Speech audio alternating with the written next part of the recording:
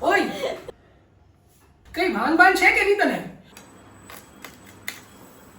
કોઈ માણસ થાકેલું હોય, સૂતેલું હોય, કંટાળેલું હોય, બહાર કેવી પરિસ્થિતિમાંથી આવ્યું હોય ને ગાડા જેવી હૈસા કરી છે, હાવ રાક્ષસ જેવી છે, રાક્ષસ જેવી. હાવ રાક્ષસ જેવી છે, રાક્ષસ જેવી.